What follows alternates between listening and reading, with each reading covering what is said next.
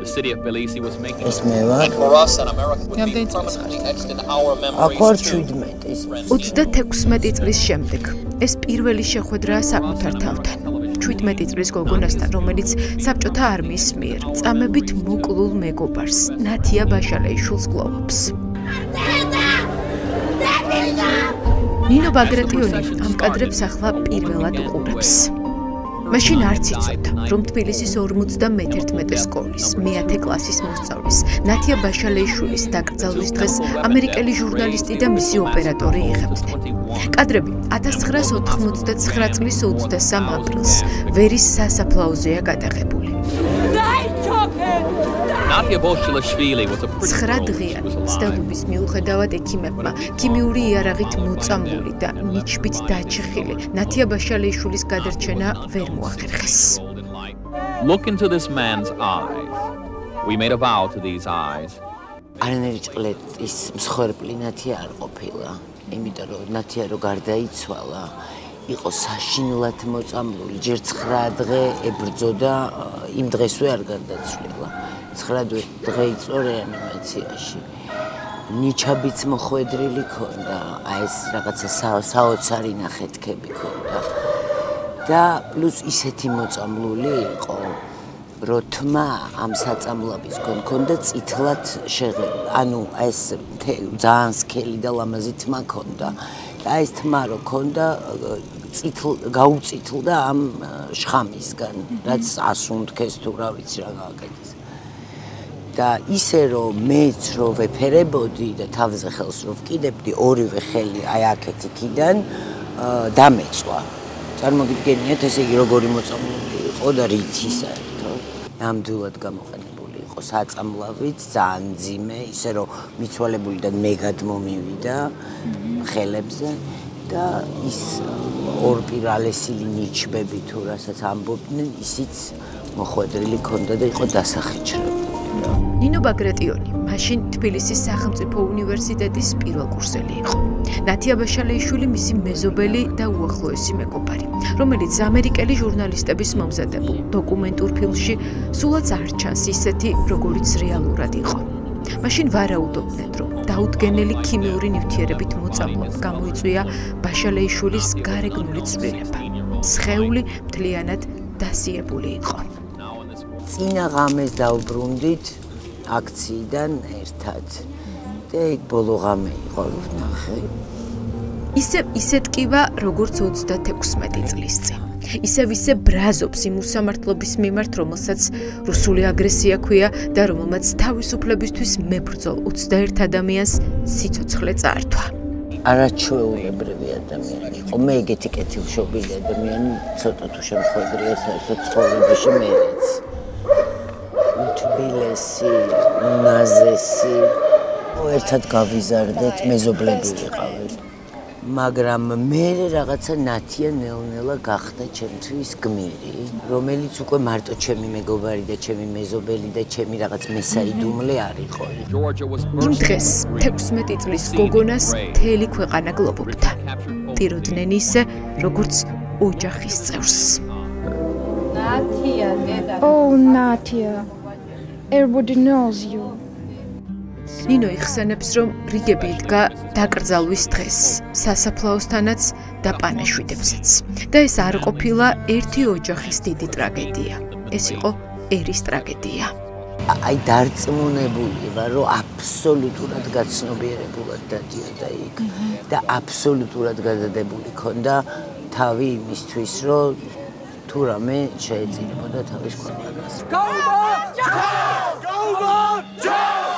კარგი გვინდოდა ჩვენი თავისთვის, ჩვენი ქვეყნისთვის და ეს ზვიადიც, მერაბიც, რაღაცა საოცარი სიყვარული გვასწავლეს ჩვენი ქვეყნის. 16 და 17 წლის ახალგაზრდები. მაშინ დიდი იდეის მხარეს იდგნენ. იდეის, რომელსაც საქართველოს თავისუფლებისთვის და დამოუკიდებლობისთვის ბრძოლა ერქვა.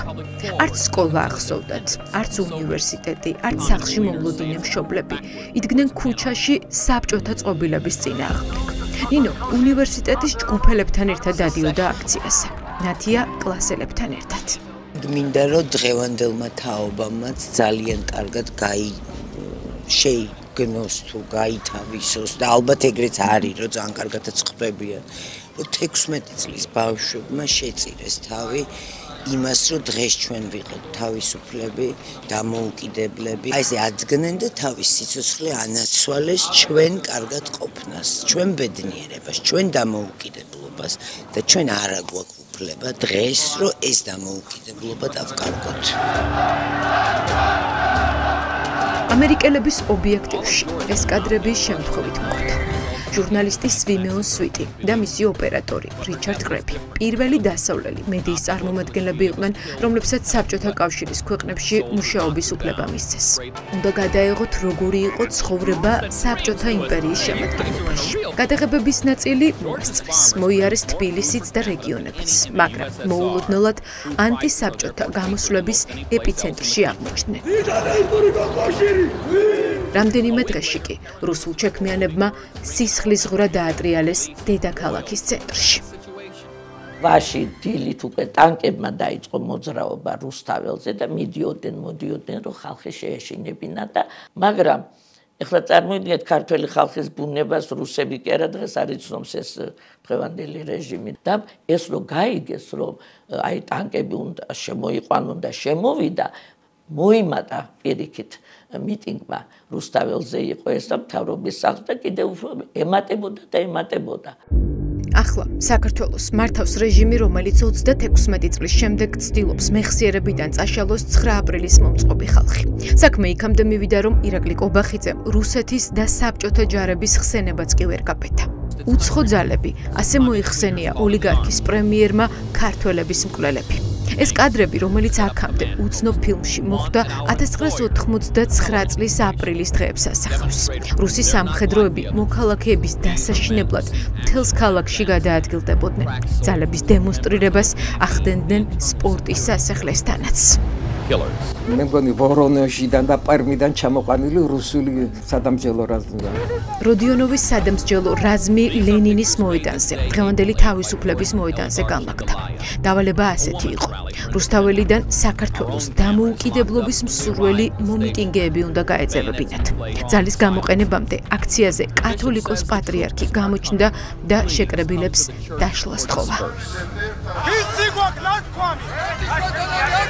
No, they answered. ამ გამოსვლიდან რამდენიმე წუთში როდიონოვის ჯარი და ჯავშან ტექნიკა დარბევას იწყებს. სამხედროები ნიჩბებით და ცეცხლსასროლი იარაღებით არიან შეიარაღებული. საბჭოთა არმია უმოწყალოდ უსწორდება მშვიდობიან დემონსტრანტებს. აიწყეს ფაქტიურად ჩეხვას ვეძახი, მე აჩეხვა ამ ადამიანებისა ნიჩბებით. ზოგი უკვე გარბოდა, მაგრამ ესენი მირბოდნენ, მისდევდნენ უკან. განსაკუთრებით უნდა აღნიშნოს ეს მინდა რომ იცოდეს ქართულმა ხალხმა. მისდევდნენ ახალგაზრდებს და შავგრემან გოგონებს. ეთერ მგალობლიშვილი იმ ღამეს რუსთაველზე იყო. საკუთარი თვალით ნახა. გამთენიისას 4 საათზე, როგორ დაიწყო საბჭოთა არმიამ ქართველების ჟლეტა. არინდობდნენ ქალებს, ბავშვებს, მოხუცებს. მომიტინგეებს როდიონოვის რაზმი ტერიტორიიდან გასვლის უფლებასაც კი არ აძლევდა. გადაკეტილი იყო ყველა გასასვლელი. მოქალაქეები ალყაში ყავდათ მოქცეული და ხუთა აირში კუდავდნენ. მე მაგ სისხლიანი ცხვირსახოც 9 აპრილის ახალგაზრდა ბიჭის ჩემ წინ დაღვრილი სისხლის, ამას ვინახავ 36 წელია, რომელსაც სისხლის დიოდა, რომ დაარტყეს ჩემ წინ ნიჩაბი და ფაქტიურად ჩაიკეცა ეს ბიჭი და სულ აი ეს სისხლი მოდიოდა. ჩემს მიმართაც აღმართა იმ ჯარისკაცმა ნიჩაბი, მაგრამ იცით რა მოხდა?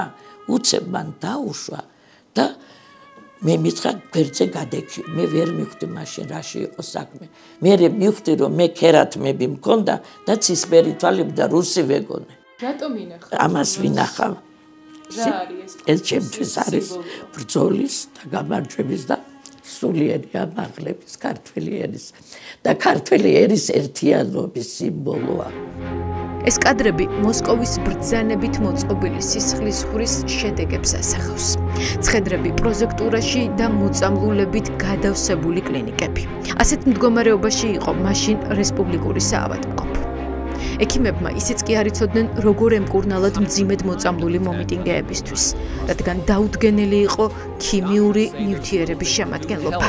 უძლური ვართ ჩვენ გვინდა რომ დავეხმაროთ ამ ხალხს, მაგრამ არ ვიცით რა ნივთიერებით არის ზიანი მიყენებული. დარწმუნებულები ვართ რომ მათ ეს იციან, მაგრამ ერთ სიტყვასაც არ ამბობენ. საავადმყოფოები დაჭრილებს და მოწამლულებს ვეღარ იტევდა. კლინიკებში მიყავდათ ნაწამები ადამიანებიც იმ იმედით, რომ რომელიმეს გადარჩენა მოხერხდებოდა, მაგრამ ეს შეუძლებელი აღმოჩნდა. დამოუკიდებელი საქართველოს იდეას 21 ადამიანი შეეწირა. 21 მოკლულიდან უმეტესობა ქალი იყო, მათ შორის სკოლის მოსწავლეები. დედა ჩემის წერილმა გამაღვიძა სამზარეულოში, საშინელმა წერილმა, და დახოცეს, მოკლეს და მე მახსოვს როგორ გავვრბოდით მე და მამა ჩემი უნივერსიტეტში მოვვრბოდით, რომ გაგვეგო რა აღარც ვიცოდით რა უნდა გვეკითხა, რომ შევარდით უნივერსიტეტის ეზოში და რუსის ჯარისკაცები იდგნენ წელზევით შიშვლები და მზეს სულნიშნიან გრუსიაში. და ივანე ჯავახიშვილის საკთან და მე მაშინ მახსოვს რა ვიფიქრეცი რომ შეიძლება ხო მომკვდეთ ყველა. დარბევამ პროტესტი ვერ ჩაახშო. საქართველოს დამოუკიდებლობის მოთხოვნით ქუჩაში სულ უფრო მეტი ადამიანი გამოდიოდა. დღემდე უცნობ კადრებში ჩვენ რამდენიმე მომიტინგი ამოვიცანით. ერთ-ერთი, ვინც მაშინ ამერიკულ მედიას ინტერვიუ მისცა, ირაკლი კენჭოშვილია.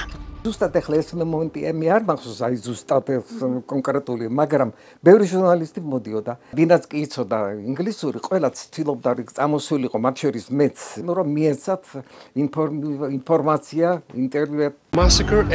ახლა ამ ფაქტების წაშლას და ისტორიის გაყალბებას ივანიშვილის გუნდი ცდილობს. საბჭოთა არმიის მიერ მოკლული ქართველების ოჯახებს და დარბევას გადარჩენილ ადამიანებს 36 წლის შემდეგ ხელისუფლებაში მყოფი ქართული ოცნება ეუბნება, რომ სისხლიანი 9 აპრილი უცხო ძალა მოაწყო. 14 women, 2 men. საქართველოში მმართველობა იმ პარტიას აქვს მიტაცებული, რომელიც რუსეთისთვის მტრის დაძახებას ვერ ბედავს. და როცა რეჟიმის პროპაგანდის გამხმოვანებელ სახეებს სინდისის პატიმრების ოჯახის წევრები 9 აპრილის მემორიალთან არუშვებენ, მოღალატეს ეძახიან. ირაკლი ქადაგიშვილი, ისევე როგორც გოგა ხაინდრავა. გოგა ხაინდრავა ჯერ ერთი იდეოლოგიურად ამზადებდა სხვა ეგრეთ წოდებულ წითელ ინტელიგენციას ეძახდა ბატონი ზვიადი, მათ იმიტომ ეძახდა, რომ პრივილეგიების გამო ყიდნენ სამშობლოს. ეს არის ჩემი თაობის დანაშაული, როდესაც ჩვენ აი ესე უდიერად მოვექეცით საკუთარ თავებს და საკუთარ ისტორიას. ეს საუბრები დარჩა სამზარეულოს თემებად. სამზარეულოს დისიდენტობას მე ვერ ვიტან საერთოდ. აპრილის აქციების მონაწილეებისთვის მტკივნეულია იმის ყურება, თუ როგორ ცდილობს საქართველოს ხელისუფლებაში მყოფი ძალა რუსეთს ხელი დააფაროს და რუსეთის ბრალეულობა მინიმუმამდე დაიყვანოს. ამას ემატება ისიც, რომ დღეს ოლიგარქის პარტია საბჭოთა მეთოდებით როდიონოვის სტილში არბევს ქუჩაში გამოსულ ახალ თაობას. ეხლა რაც ხდება საქართველოში დღეს, ეს არის რუსეთის ხელახლა გაგრძელება, მოკლედ სამწუხაროდ ქართველების ხელით. ქართველების ხელით ჯერჯერობით რუსები ღიად არ ჩანან, იმიტომ რომ საკმაოდ დიდი რაზმი ყავთ ხელისუფლებაში არის ფაქტურად მოსული ქართველების სახით რუსეთი. და როგორ აფასებს 9 აპრილის გმირობას? იმ დღეს დაშავებული და ქიმიური ნივთიერებით მოწამლული, დაზარალებული ადამიანების ფასს ოცნების რეჟიმი. 9 აპრილს მოწამლულებს არ გაინტერესებთ რაც გვიხდია. 58 ლარი დაამატა კობახიძემ იმ 22 ლარს 35 წლის შემდეგ. და აი ასე აფასებენ ეს ეროვნულები, ეს ტრადიციულები ჩვენს ხვაც, ეს ხო სიმბოლურიც არის, მხოლოდ თანხაზე ხო არ არის. 9 აპრილის ამ კადრებით შეიძლება გააცოცხლო ის მოვლენები, რომელმაც საქართველოს უახლეს ისტორიაში გადამწყვეტი როლი ითამაშა. მაშინ სულ რამდენიმე კამერა აღბეჭდავდა მოვლენებს ქვეყანაში. მაშინდელი სახელმწიფო არხი აქციებს არ აშუქებდა. ამის გამო ტელევიზიის შენობასთან პროტესტი იყო. ჩვენ ვითხოვდით ტელევიზიას, რომ გადაეცა ჩვენი ინფორმაცია. საერთოდ აქციას არ აშუქებდნენ. ტელევიზია როგორც სახელმწიფო ობიექტი თავიდანვე დაცვის ქვეშ იყო აყვანილი. ეს რუსები იყვნენ? დიახ. საქართველოს ტელევიზიას მაშინ რუსი სამხედროები იცავდნენ. გარეთ კი ტანკები იდგა. იოსებ პავლენიშვილი ამ კადრში მეგობართან, მამუკა ხერხეულიძესთან ერთად დგას. ამერიკელი ჟურნალისტების გადაღებულ მასალას იასონიც ახლა პირველად უყურებს. გვეუბნება, რომ კოსტავას ქუჩაზე იმ დღეს თანამებრძოლებს ელოდებოდნენ, რომლებიც მსვლელობით ტელევიზიასთან მიდიოდნენ. მამუკა და მე. რამდენი წლის ხართ აი ამ კადრში? 23, 65 წელს დავიბადე. თქვენ შულზე ხართ ბევრად პატარა. დიახ. წარმოიდგენდით მაშინ, რომ აი თქვენ შვილს მოუწევდა ისევ რუსული რეჟიმის, რუსული ხელისუფლების წინააღმდეგ ბრძოლა? აი ამ მომენტში რას ფიქრობთ? არა, მაგაზე რომ მეფიქრა, ნამდვილად ვერ დავუშვებდი. 1989 წლის აპრილის აქციების მონაწილეები ახლა სახლიდან გულშემატკივრობენ შვილების თაობას, რომელიც მე-6 თვეა ქუჩაში დგას, უცვლელი გზავნილით. ინგლისურენოვანი წარწერებითაც კი იდგნენ იმ პერიოდში აქციაზე, ხო? კი, სხვათა შორის აი 9 აპრილის პერიოდში ყველას უკვე ქართველებს ჰქონდათ გაცნობიერებული, რომ რუსეთს ზურგინო შევაქციოთ, მაგრამ უკვე უნდა გავიხედოთ დასავლეთისკენ, რომ დასავლეთზე უნდა ვიყოთ ორიენტირებული და ამიტომ იყო, რომ გაჩნდა მასობრივად გაჩნდა ინგლისურენოვანი ლოზუნგები, წარწერები და მოთხოვნები.